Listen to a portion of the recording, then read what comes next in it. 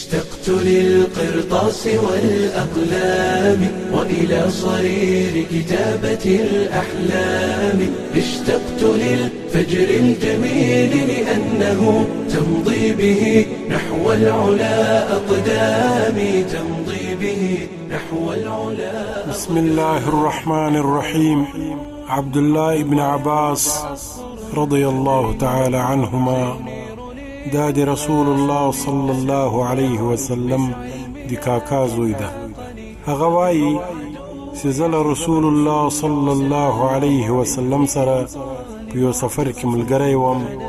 بیا رسول الله صلى الله عليه وسلم راته وویل، د حدیث متن داسې ده: عن ابن عباس قال كنت رديف رسول الله صلى الله عليه وسلم فقال يا غلام ألا أعلمك كلمات ينفعك الله بهن؟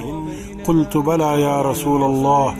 قال احفظ الله يحفظك، احفظ الله تجده أمامك، تعرف إلى الله في الرخاء يعرفك في الشدة، واعلم أن ما أصابك لم يكن ليخطئك، وأن ما أخطأك لم يكن ليصيبك، وإن الخلائق لو اجتمعوا على أن يعطوك شيئا لم يرد الله أن يعطيكه لم يقدروا على ذلك، أو أن يصرفوا عنك شيئا أراد الله أن يعطيكه لم يقدروا على ذلك، وأن قد جف القلم بما هو كائن إلى يوم القيامة.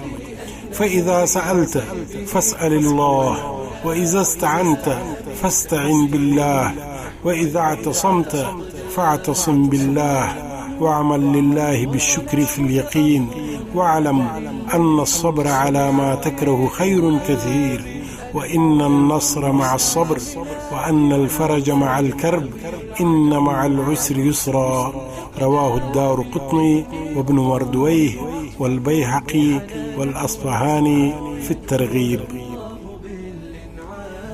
عبد الله بن عباس رضي الله تعالى عنهما وايي چې زه رسول الله صلى الله عليه وسلم په یو سفر کې ملګری وم.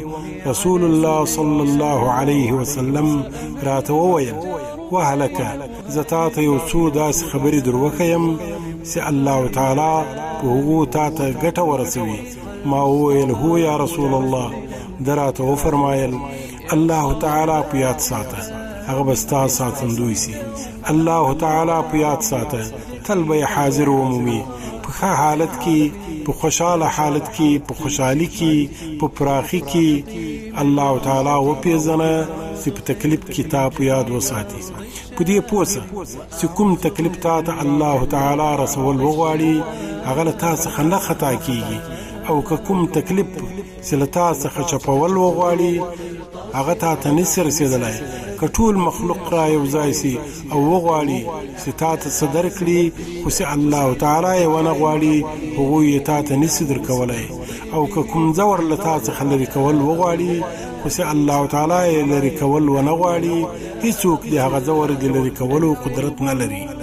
او قلم نور سوی ده، او د قیامت تر ورځې پورې څه پیښیږي هغه لیکل سوي دي. نو کله چې څه غواړې له الله تعالی څخه یې غواړه، که مرسته غواړې نو هم له الله تعالی څخه یې غواړه، که پناه غواړې نو هم د الله تعالی خواته پناه وړه، او په بشپړ باور سره د الله تعالی لپاره په شکر ایستلو سره کار کوه. او په دې هم پوه سه چې په ناخوالو صبر کول ډیر غوره کار دی، او له صبر کولو سره بری وي، او له تکلیف سره راحت وي. رښتیا هم چې له هرې تنګي سره اسانتیا وي. د دې حدیث روایت دارقطني او ابن مردويه او بيهقي او اصفهاني ترغيب کړی. صدق رسول الله صلى الله عليه وسلم. يا صاحب الإسلام بالعلم سوف أعود أبني بلدتي.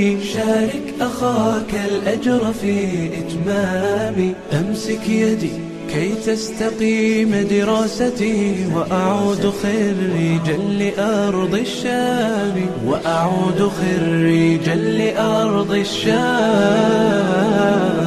الشام. اشتقت